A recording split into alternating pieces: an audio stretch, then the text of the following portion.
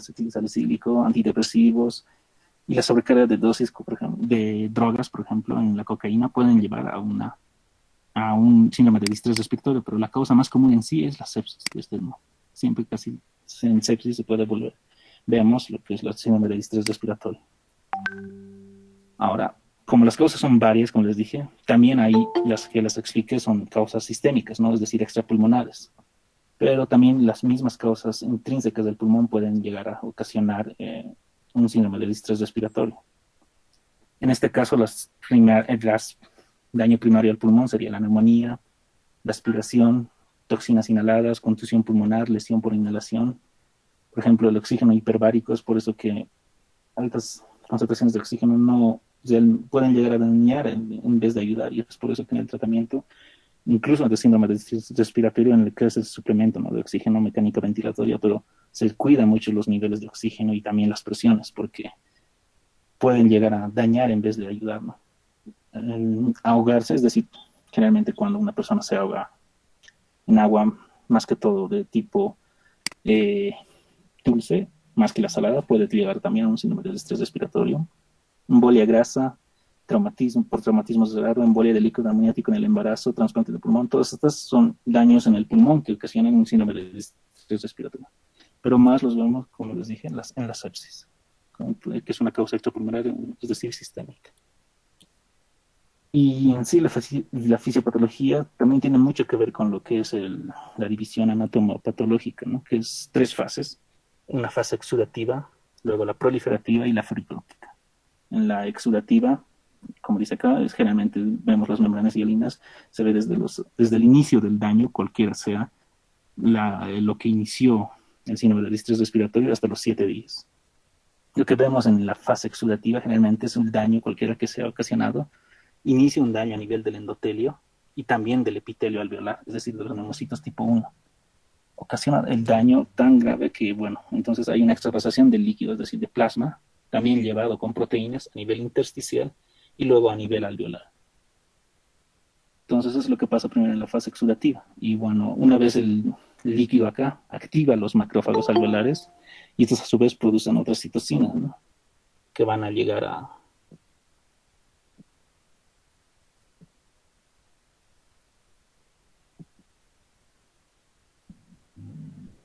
como les dije, se activa el macrófago dentro del alveolo y bueno, este macrófago va a empezar a liberar todas estas citocinas, lo que a su vez, interleucinas 6, 8, el factor necroestimulante alfa, interleucina 8, son quimiotácticos para los neutrófilos. Entonces estos pasan al intersticio y luego a nivel alveolar, y estos prolongan el proceso inflamatorio, liberando leucotrienos, factores de plaquetas, oxidantes, las proteasas. Entonces hay una destrucción en sí de todo el epitelio, a excepción de las células de tipo 2.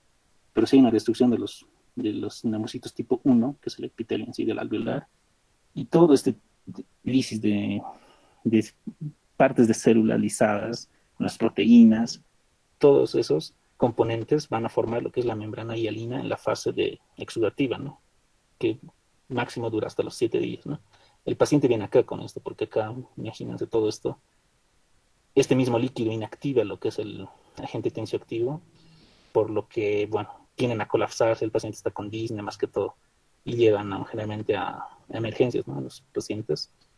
Luego pasan de esta a una fase proliferativa, en la que ya, bueno, ya no tienen mucho, ¿no?, lo que ver los neutrófilos, ya no se encuentran más que todo acá, sino se encuentran a nivel más que todo linfocitos, y los linfocitos más que todo están relacionados con los fibroblastos. También el macrófago, a través de ciertas interleucinas, activa el fibroblasto, produce colágeno y empieza la reparación, que es la proliferativa, más que todo la inflamación intersticial a este lado. Y la última parte, que es la fibrótica, ya se ve desde los 14 hasta los 21 días. Y generalmente lleva a un estado en el cual ha habido una remodelación, ¿no? Entonces ahí se aumentan los espacios entre la difusión de oxígeno, porque va a haber un estado fibrótico que va a impedir una correcta difusión alveolar y capilar. Estas serían las 3 fases, eso es lo importante más que todo para saber de síndrome de distrés respiratorio. Está muy relacionado con el recién nacido, ¿no? Porque el recién nacido generalmente cuando nace, las primeras horas, tiene líquido alveolar. Por eso es que también se lo compara mucho el síndrome de distrés respiratorio con el pulmón de un bebé, de un niño, de un recién nacido, porque todo este líquido alveolar se encuentra solo en una parte de nuestra etapa de la vida, que es, bueno, cuando nacemos, ¿no? Nuevamente este líquido se va hacia arriba y bueno, lo expulsamos.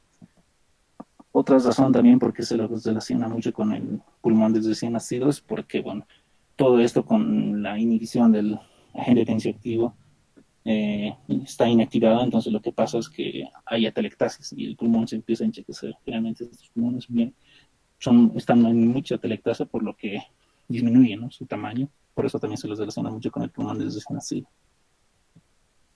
La clínica en sí va a ser la disnea, es lo más importante: taquimia, taquicardia, cianosis, los crépitos difusos, más que todo a nivel basal. Como les dije, que todo esto pasa, ¿no?, en la fase exudativa, y esto generalmente se da en los niveles basales o declives del pulmón. Crépitos difusos, también puede haber fiebre, tos, dolor en el pecho, pero más que todo la disnea es lo que los relaciona. Y no se olviden que no está relacionado con un problema cardíaco o sobreposición de líquidos. Y en sí, para el correcto diagnóstico, siempre necesitamos lo que se utiliza, ¿no?, los criterios de Berlín, que es un inicio agudo, es decir, insuficiencia respiratoria dentro de una semana. Recuerden que la fase proliferativa está 7 días. Entonces, dentro de una semana, por un factor predisponente conocido, puede ser sepsis, una pancreatitis, neumonía, de repente ha habido una insuficiencia respiratoria por todo lo que hemos visto, ¿no?, por la fase exudativa más que todo. Luego sacamos una radiografía de tórax o una, una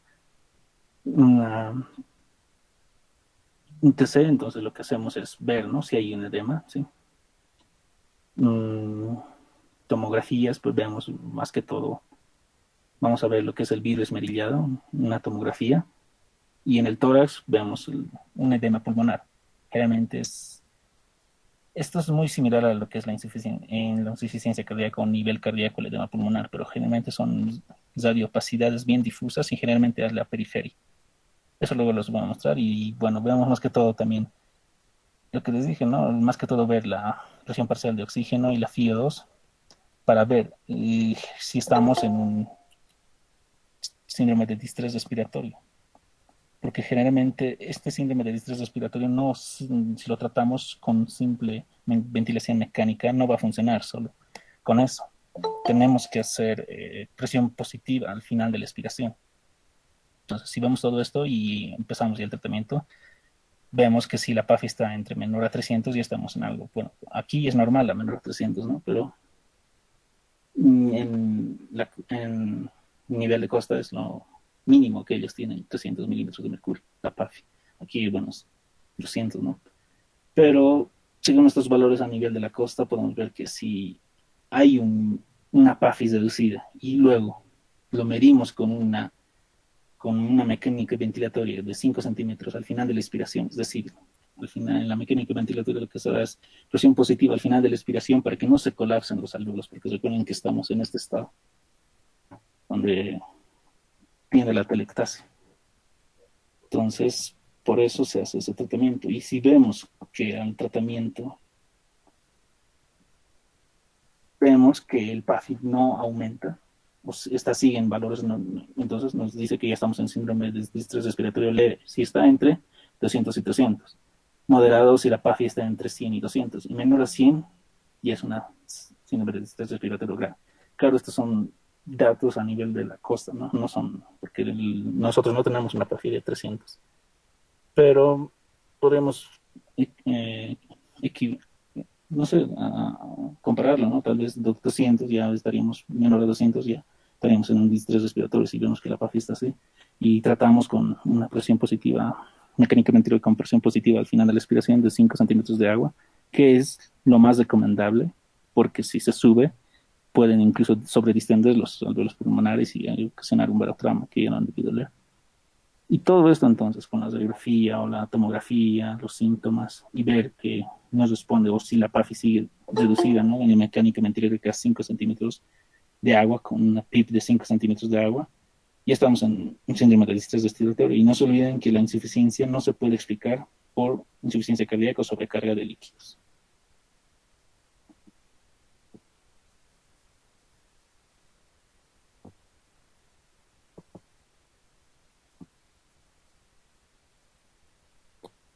En sí, lo que vemos en una radiografía de tórax generalmente va a ser esto, son las radiopacidades. Pueden llegar a incluso peores, más blancas que esta, por ejemplo, como esta, ¿sí? Entonces son radiopacidades difusas por todo lo que les dije, ¿no? En la fase exudativa y líquido en sí. Ya no en distintos lugares, más que todo declives, generalmente al inicio, y pueden ver todas las radiopacidades, entonces nos podría decir que es un síndrome de distrés respiratorio, pero es difícil, ¿no? Más que todo nos ayuda también lo que es la tomografía, y aquí sí se ve, digamos, eh, el vidrio esmerillado, que lo dicen, es como si estuviera un vidrio, lo rompemos, entonces ese patrón se ve más que todo en la tomografía.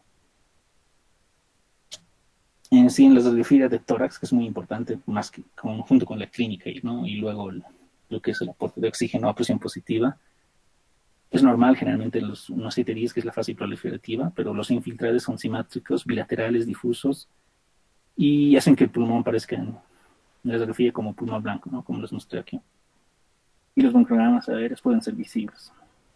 Hallazgos intermedios, es decir, en la segunda fase, que es de 8 a 14 días, que sería la fase proliferativa en sí, o tardíos, mayor a 15, son características permanentes estables, luego se resuelven, siguen con esto, pero luego se resuelven, luego es un curso fibrótico, ¿no? Comienzan a aparecer opacidades reticulares que pueden volverse permanentes. Pero generalmente el paciente, si se lo trata bien, no llevan a un proceso crónico, ¿no? Porque la fibrosis no es tan elevada.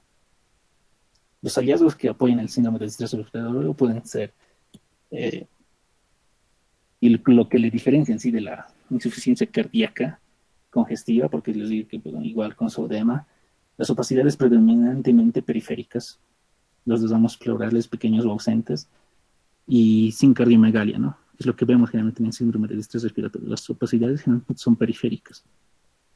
Aquí no se ve muy periférico, ¿no? Pero generalmente en el edema hipocardiogénico solo se ve aquí el edema. Todo lo demás de la periferia está bien.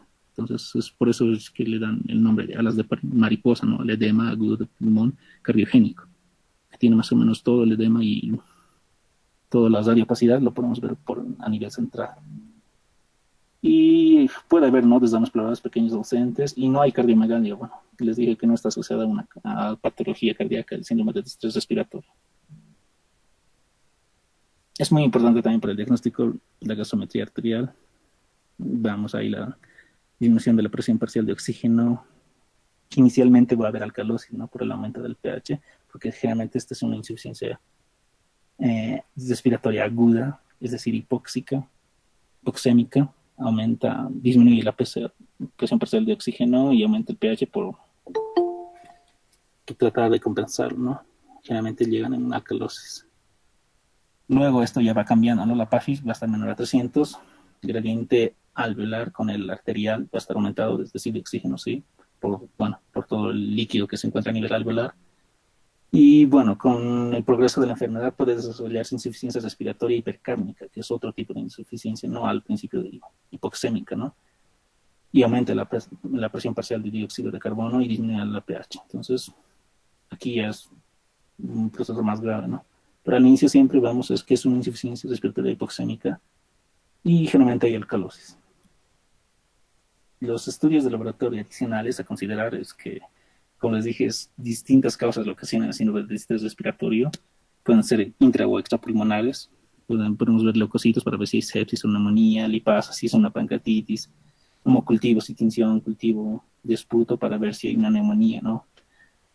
Y pruebas avanzadas, por ejemplo, prueba de orina, pruebas serológicas para ver si existe una infección. Y los diferenciales para ver si se trata de un cardíaco. Podemos ver el péptido natriurético cerebral, que está muy relacionado con la insuficiencia cardíaca, generalmente el de tipo congestiva descompensada, el dímero D para ver si hay tromboembolismo pulmonar, y las troponinas para ver si hay un proceso isquémico, ¿no? A nivel cardíaco. En sí, el tratamiento depende de la causa, ¿no? Cuál sea la causa. Si es la sepsis, primero nos vamos a la sepsis, claro, al mismo tiempo vamos a hacer un tratamiento de apoyo, ¿no? Generalmente para nivel pulmonar, que es el suplemento de oxígeno, y la mecánica ventilatoria tiene que ser con la que yo les dije, presión positiva al final de la expiración, que es el PIP. Lo normal es que sea entre entre 5 centímetros de agua, generalmente de 5 a 10, pero no pasan de lo que le digo, 5 centímetros de agua. ¿Por qué? Porque si utilizas mucho la presión positiva al final de la respiración, los alveolos generalmente se sobredistienden y puedes ocasionar un barotrauma. En cuanto al suplemento de oxígeno, generalmente se utiliza 6 ml por kilogramo. No se utiliza más. Generalmente en otras patologías se usan 10 ml, el volumen consciente, y es 12, depende, pero acá se ha visto que no queda excesivamente oxígeno, por lo que 6 ml está bien por kilogramo peso. Y bueno, volumen arterial bajo, como les dije, previene lo que es la inflación del alveolo, ¿no? Y la mortalidad es alta, porque por eso es importante hacerlo generalmente en la etapa exudativa. Y los sobrevivientes que llegan pueden llevar una patología crónica, ¿no? A nivel pulmonar. Pero he visto que la mayoría de los pacientes tampoco desarrollan a largo plazo, sino llevan un tiempo y pueden desarrollar una función pulmonar normal. Pero entonces no se olviden tratar la causa. El suplemento de oxígeno, lo que he leído, bueno, 6 ml, kilogramo peso. El volumen, ¿no? El volumen consciente. Y no excesivamente lo que es la PIP, que es de 5 centímetros de agua, no ir más de 10. Incluso si va más de eso ya hace más daño y la mortalidad es mayor en los pacientes que están con tratamiento de síndrome de distrés respiratorio.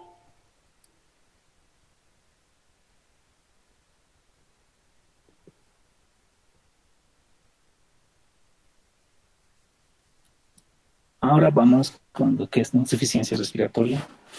Sí, para eso hay que recordar, saben que bueno, insuficiencia sería un concepto adecuado y un intercambio gaseoso, ¿no? De oxígeno y de CO2, solo eso es la suficiencia respiratoria. Insuficiencia respiratoria en sí son las alteraciones que cualquiera de estos procesos, que puede ser la vía aérea, la ventilación, la perfusión, la difusión. Entonces, todo eso, si alguna de esas alteraciones se va, estamos hablando de una insuficiencia. Y bueno, solo para recordar, ¿no? La presión parcial, en teoría, ¿no? Si ponemos en teoría, sería 100 milímetros de mercurio y la de CO2 a 40 a nivel alveolar. Y lo comparamos con la venosa, que es de 40 de oxígeno y de 46 de dióxido. Entonces hay diferencia de presiones, por lo que aumenta aquí, ¿no? Trata de igualarse, que es la presión parcial de oxígeno a 96 y la presión parcial de dióxido a 40. Va hasta los capilares sistémicos y ahí cambia otra vez a este dato, ¿no? La presión parcial de oxígeno a 40 y la de dióxido a 46. Entonces, cualquier alteración en este paso es insuficiencia respiratoria, ¿no? Y para comprender la insuficiencia, solo hay que saber tal vez este término, que es la relación ventilación-perfusión. Esto es lo normal, que es la relación ventilación-perfusión generalmente va de 0,8 lo normal, y lo en teoría es 1, ¿no? Porque los volúmenes que manejamos son alrededor de 5 litros, más, menos, depende. Y la perfusión en caso cardíaco 5 litros, por lo que lo normal sería 1. Si es 0, estamos hablando de un shunt, ¿no? O menor a 1 también. Es un shunt porque, bueno, es decir, no está ventilado correctamente, es decir, la ventilación puede ser 0. La perfusión está normal. Entonces, si es 0 dividido entre cualquier número, va a seguir siendo 0. Por eso, este valor nos da que es un shunt. Y este valor que vemos acá es en lo contrario, al revés, ¿no? Sería, bueno, aquí ya no está perfundido, sino la ventilación sí está bien, pero no está bien perfundido, por lo que cualquier número que dividamos entre 0 va a ser infinito, que es el espacio muerto. Entonces, en la insuficiencia respiratoria vemos estos dos, que puede ser shunt y el espacio muerto, ¿no? Realmente vemos uno precede al otro y, bueno, o se producen los dos. Y en sí la insuficiencia es la incapacidad del sistema respiratorio por cumplir su función, que es el intercambio gaseoso de oxígeno y dióxido. Y tienen que estar por estos valores, claro, estos valores también son nivel Costa, que es la presión parcial de oxígeno debajo del límite de lo normal, que es 60 para ellos, ¿no? Lo normal es para nosotros es esto, pero para ellos es como ellos están a 90. Entonces, bueno, esto sería debajo de 60, entonces ya estaríamos hablando de insuficiencia. Y la PCO2 está por encima de los valores normales, que es 50. Ellos tienen normalmente 40, ¿no? Milímetros de mercurio. Y bueno, si nosotros también es menos, ¿no? Nosotros es 30, pero igual hay que transpolar, ¿no? Para ver si está en insuficiencia respiratoria, hacer ciertos números, porque estos son de la costa, pero generalmente con una gasometría se sabe que están en insuficiencia respiratoria. Y en sí esta no es una patología en sí, ¿no? Es como una condición o un síndrome debido a varias causas pulmonares, patologías pulmonares.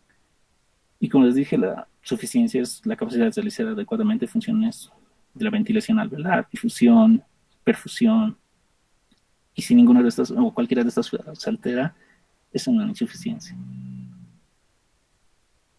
Las alteraciones pueden darse a nivel de la ventilación, como les dije, disminuye la cantidad de oxígeno que lleva a los alveolos, perfusión, generalmente con el TEP, ¿no? Cantidad de sangre que llega a la circulación pulmonar, intercambio de estas, cualquier factor que impida la difusión de oxígeno o CO2.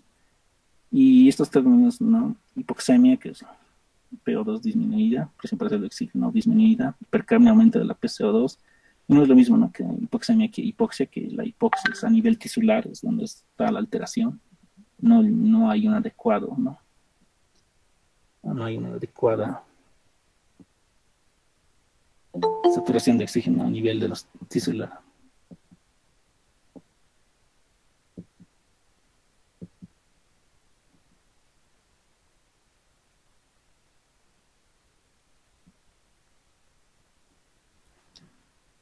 Las alteraciones respiratorias en una insuficiencia son la hipoventilación, es decir, la frecuencia respiratoria disminuida, limitación de la difusión, obstrucción, es decir, puede haber cualquier tipo de obstrucción, discordancia de lo que le dije, la ventilación-perfusión, shock de derecha e izquierda intrapulmonar, es decir, no está correctamente ventilado, por lo que la sangre pasa sin oxigenarse.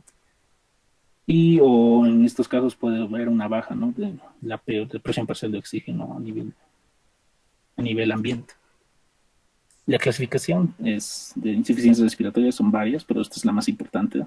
Las clasificaciones gasométricas puede ser dependiendo, ¿no? La evolución aguda, crónica, crónicas y agudizante, como en el EPOC, que es crónico, pero luego se vuelve a agudizar. Según el mecanismo fisiopatológico, el que ya les mencioné, la FIO2 por estar disminuida, la hipoventilación, puede haber hipoventilación alveolar. Y bueno, es el shunt, la relación ventilación, lo que ya les expliqué. Y estas son las más importantes, ¿no? La insuficiencia respiratoria tipo única es hipoxémica, que es aguda en sí. La insuficiencia respiratoria tipo 2 hipercárnica, que es relacionada más a procesos crónicos. La insuficiencia respiratoria tipo 3, que es perioperatoria. Generalmente esta solo ve en el periodo perioperatorio, porque los pacientes después de una operación generalmente llevan cierto grado de atelectasia a nivel pulmonar. Entonces, en estos pacientes después de cirugía, generalmente mecánica ventilatoria con presión positiva al final de la expiración, va bien porque solo están atelectasia, ¿no? Sus alveolos están colapsados y entonces los distiendes y va bien. Y el tipo 4 es también porque es debido a shock o hipoperfusión. El grado de shock o hipoperfusión es tan grande a nivel de los músculos, ¿no? Músculos más que todo el diafragma y los músculos inspiratorios, por lo cual se produce una insuficiencia. Pero estos no son tan importantes, ¿no? Solo la 1 y la 2 son más importantes, porque casi cada patología pulmonar lleva estas, ¿no? Estas son diferentes, por eso se les ha dado otro nombre. Como les dije, la tipo 1, procesos que impiden transferencia de oxígeno del pulmón, causa hipoxémica, como la insuficiencia aguda o hipoxémica. Clásica, como la que hablamos, que es el síndrome del estrés respiratorio. En la insuficiencia respiratoria tipo 2, en la cual hay una inadecuada ventilación por lo que el aumento de la CO2, dando hipercapnia, junto con la hipoxia, ¿no? Es una insuficiencia crónica ventilatoria o hipercápnica. Es otro nombre, ¿no? Insuficiencia crónica ventilatoria o hipercapnia. Y la de 3, que es mixta, en la cual hay una combinación del tipo 1 y tipo 2, es decir, una insuficiencia aguda sobre crónica, como en el época de agudizada. La de tipo 1 puede estar ocasionada por varias causas y puede ser causada por baja fracción de oxígeno inspirado, es decir, FiO2, presión barométrica baja como es acá en Dura, ¿no? Hipoventilación, impedimento de difusión de gas membrana alveolar, alteraciones, shunt arteriovenosos pueden causar, es decir, las causas pueden ser asma, síndrome de distrés respiratorio, como les dije, embolia pulmonar, fibrosis pulmonar, edema pulmonar, EPOC, enfisema. En cambio, la de tipo 2, más que todo, son incapaces de eliminar el CO2, por eso aumenta, ¿no? Hay un hipercapnia. Y la PCO2 se incrementa en relación inversa a la ventilación y se produce más que todo por anormalidades del control del centro respiratorio. Anomalías de la médula espinal, anomalías nerviosas motoras, anormalidades de los músculos, por eso que están ahí, el síndrome de Guillain-Barré, ¿no? Todos esos procesos, más que todo de músculo, ¿no? Anormalidades de la pared torácica pueden ser unos traumatismos o fracturas costales, anormalidades de vías aéreas y pulmones y aumento de la producción de CO2. La de tipo 2, como les dije, puede ser externos. Y en la mecánica pulmonar, lesión cerebral, poliomielitis, síndrome de Guillain-Barré, miastenia gravis, sobredosis de fármacos, botulismo, tétanos. Y en sí también se encajan las de la primera, ¿no? Si es que no se controlan, pueden estar insuficiencia, TEP, shunt arteriovenosos, pero más que todo estos, ¿no? A nivel del sistema nervioso central y más que todo a nivel muscular son los que impiden, ¿no?, que el CO2 se exhale de manera adecuada. Todo esto que ocasiona a nivel, más que todo a nivel sistema nervioso central y ocasiona la hipoxemia y la hipercapnia. La hipoxemia, pérdida de función de la corteza cerebral, pérdida de la conciencia, empieza la glucólisis anaerobia, generalmente luego hay una acidosis y generalmente se da, ¿no?, por debajo de 50 milímetros de mercurio de la presión parcial de oxígeno, requiere somnolencia, convulsión, convulsiones, hemorragia retiniana y daño cerebral. Y a nivel cardiovascular, generalmente por compensación hay taquicardia e hipertensión arterial, pero si esto baja la presión parcial de oxígeno, entonces puede haber una depresión, luego bradicardia y luego un paro cardiorrespiratorio, ¿sí? Al final. Las manifestaciones de la hipercapnia en sí son más que igual a nivel, nivel cerebral, encefalopatía, agitación, confusión, somnolencia, mobilización, coma, y diaforesis, cefalea, taquicardia, ¿no? Casi siempre están relacionadas. Es por eso que en sí, en conjunto, los síntomas, las manifestaciones clínicas son todas estas en sí para la insuficiencia respiratoria. Y el diagnóstico nunca es clínico, no solo con frecuencia respiratoria, no podemos, ¿no? Siempre hay que ver sus antecedentes patológicos, sí, generalmente pulmonares, tratamiento farmacológico, no farmacológico que está tomando, factores de riesgo que tenga y los factores desencadenantes de lo que haya ocasionado insuficiencia, ¿no? El examen físico y luego el estudio de gases arteriales como en el síndrome de estrés, digamos. Entonces, con eso vemos si está en insuficiencia. Y es lo que les dije, más que todo la gasometría, ¿no? Presión parcial de oxígeno y de dióxido, pH. Entonces, deducido todo eso, ya sabemos que aumenta la PCO2, disminuye la presión parcial de oxígeno, ya es una insuficiencia. También nos ayuda, ¿no? Fácil de usar es el oxímetro. Hay valores también, ¿no? Por ejemplo, la presión parcial de oxígeno entre 60 y 90 milímetros de mercurio, siempre va hasta los rangos de 80 hasta 88% de saturación. Si va menos, entonces ya estaríamos hablando muy bajo de lo ya insuficiencia, ¿no? Desde 88 para abajo. Pero claro, esos son para costa, no hay estudios, digamos, no hay datos para la altura. Y la radiografía de tórax para saber qué es lo que está causando, ¿no? Puede ser desde un edema, neumonías, síndrome de estrés, lo que sea. Un infiltrado, opacidades, atelectasias, depende de lo que estemos viendo. O si no, puede ser extrapulmonares como neumotórax o alteraciones en la caja torácica. Nos ayudan para ver que es una insuficiencia. Se puede pedir también, ¿no?, electrocardiogramas, tomografía axial computerizada como acá, un enfisema, aquí, un enfisema, fibrobroncoscopía cuando las imágenes radiológicas no son muy claras, ¿no? Y las medidas generales son asegurar la permeabilidad de la vía, es lo que primeramente se hace. Y bueno, administrar oxígeno de forma adecuada, bien endovenosa, tratamiento, hidratación, evitar medicación para deprimir el centro respiratorio, profilaxis de enfermedad tromboembólica y sangrado, y establecer más que todo el diagnóstico etiológico para abordar el tratamiento, ¿no? Porque en sí la insuficiencia no es una patología, ¿no? Es el resultado de todos esos procesos. Si hay una obstrucción, extraer el cuerpo extraño, practicar toracocentesis, bueno, esas son de neumotórax de atención, generalmente. Y también se deben utilizar antibióticos, broncodilatadores, dependiendo, ¿no?, que estamos hablando, si es un proceso de crisis de asma o en época, tal vez se podría utilizar esto. Y bueno, si hay una sospecha clínica, lo confirmamos como siempre con una gasometría. Se utiliza oxigenoterapia convencional, tratamiento de la causa y vemos si hay mejoría o mala respuesta, ¿no? Si hay malas respuestas, entonces hay que ver si la ventilación mecánica es lo que está mal, ¿no? Y si utilizamos otra o la convencional. Y si hay malas respuestas, volvemos a replantearnos la situación clínica del enfermo, si hay otra alteración, ¿no? El farmacológico, antibióticos en caso de neumonía, nitratos o diuréticos con edema, más que todo los diuréticos para edema de pulmón, edema agudo de pulmón, broncodilatadores para poca asma, los agonistas, ¿no? Beta agonistas de larga acción del cortaxoión, anticoagulantes y vasodilatadores, más que todo pacientes con enfermedad vascular, por ejemplo en el TEP. En sí, la ventilación mecánica, bueno, lo más importante es que se da como en insuficiencia, que les dije que la menor a 60 es la presión parcial de oxígeno y la presión parcial de dióxido de carbono mayor a 50. Y más que todo se indican en la falla de la ventilación, que es la insuficiencia respiratoria de tipo 2, es decir, la hipercárnica, hipertensión endocraniana, hipoxia severa o una insuficiencia respiratoria aguda tipo 1, o sea, entre los dos igual se indica lo que es la ventilación mecánica. Hay que estabilizar hemodinámicamente, aumentar el trabajo respiratorio, ver si es un tórax inestable y relajación y sedación muscular, más que todo porque, bueno, para acoplarse a la ventilación mecánica se dan, ¿no?, inhibidores neuromusculares para que, bueno, se acople de manera más adecuada a la ventilación.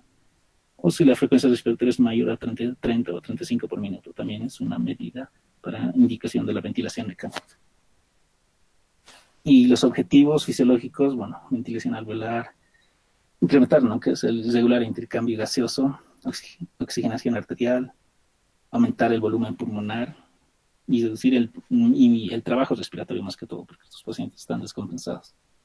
Y revertir la hipoxemia, revertir la acidosis, mejorar el distrés si es que estaba con distrés, revertir atelectasias, porque siempre los pacientes con insuficiencia llegan a atelectasias, es decir, se colapsan sus alveolos, revertir la fatiga muscular, permitir la sedación y el bloqueo neuromuscular, disminuir el consumo de oxígeno sistémico y miocárdico. También en insuficiencias respiratorias hay aumento de la presión intracraneal, ¿no?, pero generalmente esto debido, ¿no?, a la hipoxemia y a la hipercapnia. Entonces disminuimos al usar la ventilación y estabilizar la pared torácica. Todos son, ¿no?, para la ventilación mecánica. Bueno, chicos, que es rápido, pero eso ha sido todo. ¿Tienen alguna pregunta, duda o algo?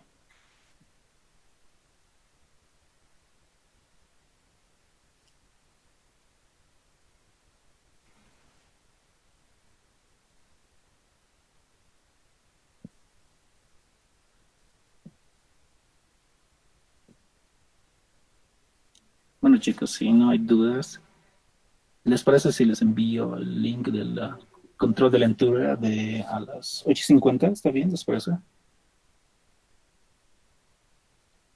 Sí, está bien. Sí, está bien. Ok, chicos, entonces eso sería todo y bueno, nos vemos en otra práctica. Y en cuanto a las notas, bueno, de sus prácticas, ¿no?, ya saben que manejo somos 7 puntos. No sé cómo, bueno, yo estoy esperando de los demás, yo tengo de todo el primer rato, de todos los grupos con los que pasé. Y bueno, una vez que saquemos, ¿no?, un promedio, supongo que les vamos a dar unas notas y así van a poder sumar todos sus trajes. Eso es todo, chicos. Que les vaya bien que queda este fin de semana. Nos vemos en otra práctica. Gracias, Oxy. Hasta luego, auxiliar, gracias. Gracias, Oxy.